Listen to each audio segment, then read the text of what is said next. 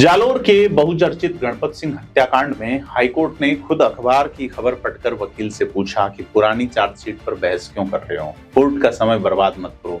यानी जिस पत्रकारिता को दबाने की कोशिश होती है उसी की खबर पर अब हाईकोर्ट भी भरोसा कर रहा है।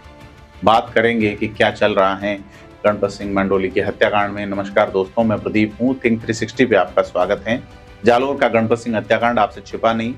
बीते कुछ महीनों से राजस्थान की क्राइम और पॉलिटिकल रिपोर्टिंग में इसकी चर्चा है। थिंक 360 ने इस मामले को लगातार उठाया।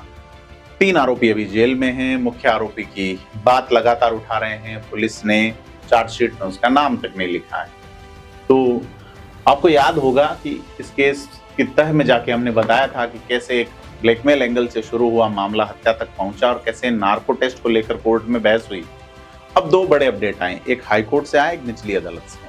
गुरुवार को यानी कि 16 जुलाई को राजस्थान हाईकोर्ट में इस केस की प्रमुख आरोपी लच्छू देवी की जमानत याचिका पर सुनवाई हुई।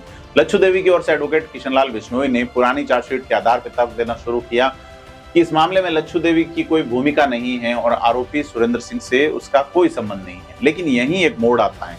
जस्टिस योगेंद्र कुमार पुरोहित ने समाचार पत्र दैनिक भास्कर में छपी एक खबर की हेडलाइन पढ़ी, जिसमें लिखा था, चार्जशीट लौटाकर पुलिस ने पूछा कि सुरेंद्र सिंह को आरोपी क्यों नहीं माना गया।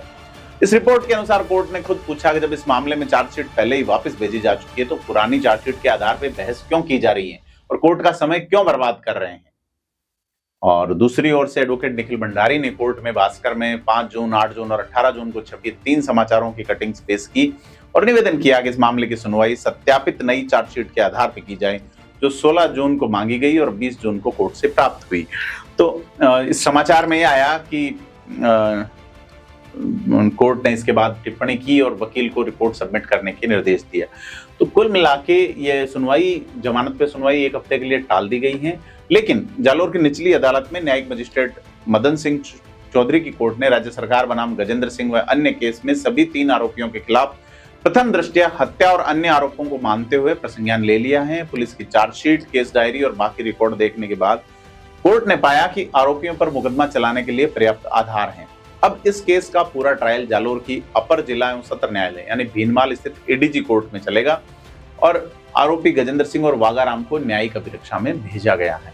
अब यहाँ एक बात और गौर करने वाली है। अब पूरी सुनवाई में जो सबसे दिलचस्प पहलू है कि हाईकोर्ट खुद जो है कह रहा है कि पुरानी चार्जशीट के आधार पर बहस मत कीजिए। तो कुल मिला के तथ्य परक और सकारात्मक अगर रिपोर्टिंग है तो अदालती प्रक्रिया में भी उसकी अहम भूमिका है। यही वजह है कि थिंक 360 इस केस को शुरू से फॉलो कर रहा है, क्योंकि जालोर जैसे पिछड़े जिलों में इंसाफ की लड़ाई अक्सर हेडलाइंस में दब जाती है अगर कोई लगातार इसको ट्रैक नहीं करे तो।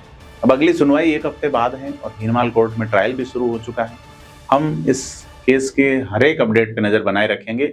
अगर आपको लगता है कि इस तरह के जमीनी केसों को गहराई से समझना चाहिए तो वीडियो को लाइक करें, चैनल को सब्सक्राइब करें और नीचे कमेंट में बताएं कि आपको लगता है कि नई चार्जशीट के आधार पर लच्छू देवी को जमानत मिलनी चाहिए। धन्यवाद।